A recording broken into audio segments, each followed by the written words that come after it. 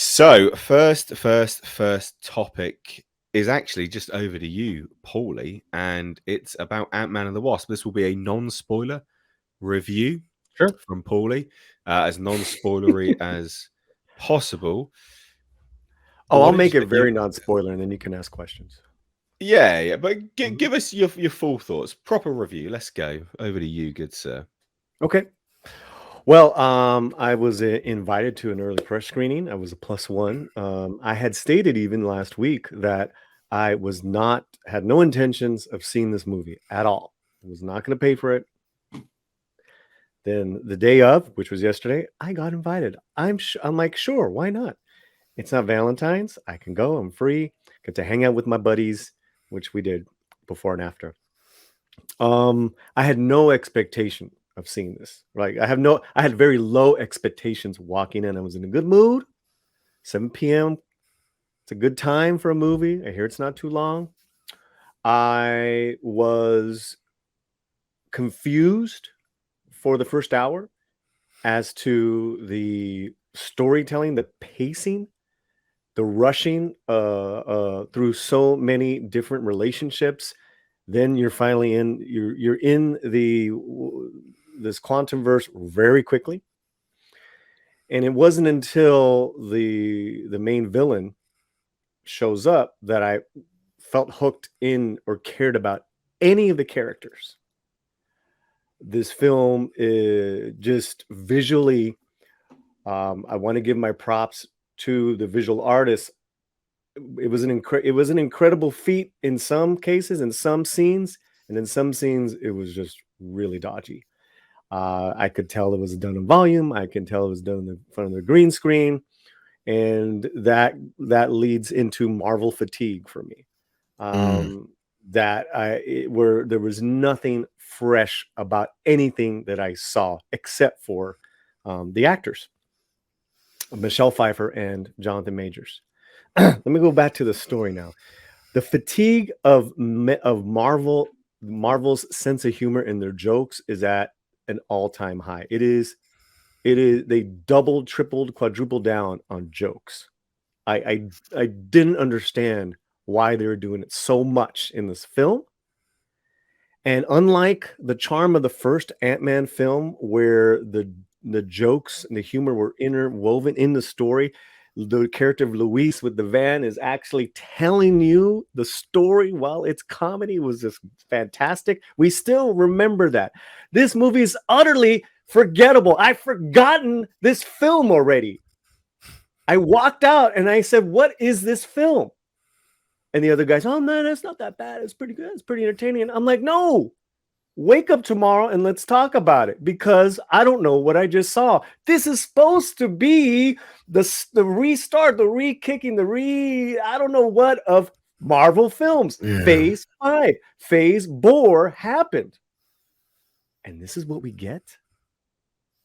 I got to ask real quick, because you mentioned the humor part. Because, I mean, yeah, the original film was a very humorous film. It had very comedic elements to it. Second film, somewhat.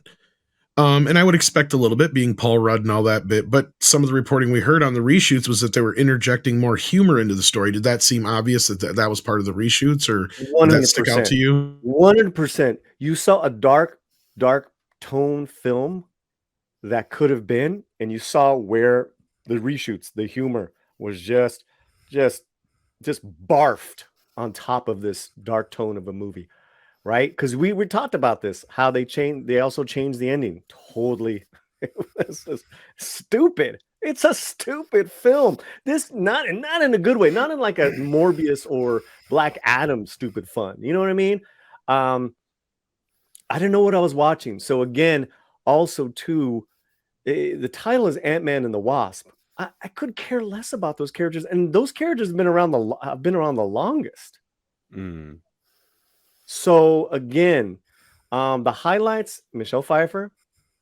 God bless Michelle Pfeiffer, and this acting sensation, Jonathan Majors. His Kang. And I don't know about the comics Kang, right? I'm coming in as complete normie. I just was strangely intimidated, in love with his character. I went like, man, they like waited so long just for me to get to him. And so if you want to watch it for those reasons, by all means, go watch it. Visually, though, the best parts they showed in that trailer that we saw a few months ago, the trailer wasn't even that great. That's the sad part. Some people really love some of those shots. I love a couple of those shots, but look, the humor and then there's a very it's very under it's not even interwoven. They throw politics at you, and I was like, what am I watching? Okay, I'm gonna spoil these. I'm gonna read you lines of dialogue because this is what I heard in the movie. But is it a spoiler? It's lines of dialogue. I can wait. I don't have to say them. Yeah. Does it spoil the story, or is it just dialogue? It's really distracting. But what I mean is, just like, you're not actually spoiling the story itself. It's just a bit of dialogue to show tone of what they're adding, which is nonsense. It's dialogue to throw in their political agenda. Okay, well, you can say that. You can quote that. That's fine. And I won't even tell you who says these lines. But literally just say it then, just so we can understand a bit of tone. These are lines that are heard throughout the film. Peaceful protesting. Burn it all down. Burn it all down. Revolution. And hey, I know what I'm about to say is very controversial right now, but socialism isn't that bad. This is a freaking comic book movie I was wanting to watch. Oh, that's terrible. And you guys know me. I go in trying to like everything. I'm very for me, I'm like, oh. Okay. So, oh goodness me. Okay, so right. Okay. So that's mine without going into character. That sounds so bad. So did this feel like a trailer for a wider story that's about to happen? Did it feel like a complete story? Because one of my issues that I have with Marvel at the moment is that in their drive to be so interconnected, the stories fall so flat on their own arse because it's a setup for a further film. And it feels predominantly like it is literally a trailer for another film. There's very few Marvel movies at the moment that feel like it's just a standalone, it literally just feels like a prolonged trailer. So what did it feel like, a one and done film, or did it feel like a trailer for another film, like a setup? Oh God, I guess so. Because even in the trailers, it says the beginning of the Kang dynasty, right? So it's not like I'm spoiling anything because that's what it's been promoted as. Yeah. And the problem is this a Kang movie or is this a Paul Rudd, Ant-Man movie? It's almost an ensemble film because there's a lot of Michelle Pfeiffer. Tell you guys what, there's literally no Wasp, which I was very surprised. Oh, do they? Is it new Ant-Man? Ant-Man's daughter Ant-Man? Is it setting that up quite a lot? That's in there. Way more than the Wasp. Setting up.